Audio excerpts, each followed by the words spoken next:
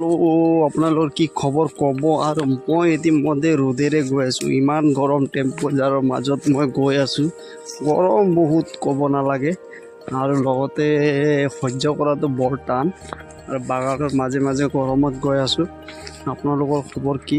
দেখাবলৈ বিচাৰিছোঁ আপোনালোক এনেকুৱা ঘনা জংঘল পথাৰৰ মাজত অকলে অকলে 12টা বাজি যোৱাত বৰ বেয়া। তো কেনেকুৱা কি খবৰ আপোনালোকেও ক'ব। মোৰ ইউটিউব চেনেলত আপোনালোকৰ স্বাগত আছে। তো সকলোৱে আহি জয়যুক্ত কৰিব। তো সকলোকে মই সেইটো কওঁ যে জীৱনত কেতিয়াও ষ্ট্ৰাগল কৰি থাকিব লাগিব। কাম যদি আমি বাদ দিওঁ তেতিয়া আৰু আমি কোনো কাম কৰিব নোৱাৰিম, ছাকচেছ হ'ব নোৱাৰিম। সকলোৱে লাগি থাকিব লাগিব কামত, তেতিয়া আমি কিবা নহয় কিবা কৰিব পাৰোঁ। তো তেনেকুৱা ধৰণৰ ঠিক মই কাম লাগি আছোঁ বুলি আজি কিবা নহয় কিবা কৰি আছোঁ। তো আমি লাজ ভাৱটো ৰাখিব নালাগে কেতিয়াও। তো আমি হয়তো মই ইউটিউবত কাম কৰি আছোঁ, পেজত কাম কৰি আছোঁ, সেই তেনেকৈ আপোনালোকেও কৰি যাওক। আৰু সকলোকে মই সেইটো ক'ম, সেইটো নহ'লে বেলেগ কিবা এটা বিজনেছ বা কিবা এটা ইনকাম সেইটোত লাগি থাকিব লাগিব।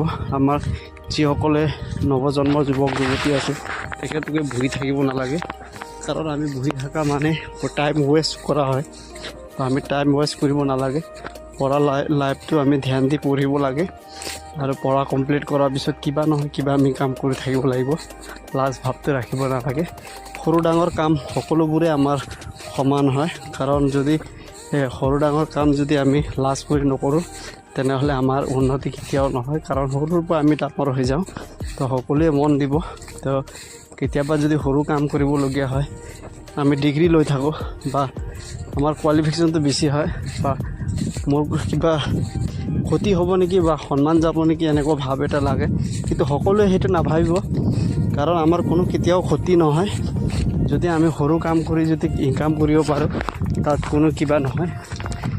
বহুত কেইজন মানুহ সৰু কাম কৰি ডাঙৰ হৈছে, কাৰণ সেইকাৰণে মই সকলোকে কওঁ আপোনালোকে নিশ্চয় মনত ডাঠিকৈ সৰু ডাঙৰ কাম নোচোৱাকৈ এটা কাম কৰি যাওক, কাৰণ টাইম ৱেষ্ট নকৰিব। সকলোৱে সকলো কাম সমান, আৰু সকলো জেগাত আপোনালোকে একে কাম কৰিব লাগে। ধন্যবাদ। আজি ভিডিঅ' ইয়াতে সমাপ্ত কৰোঁ। মোৰ ইউটিউব চেনেল ছাপোৰ্ট কৰিব সকলোৱে। ধন্যবাদ।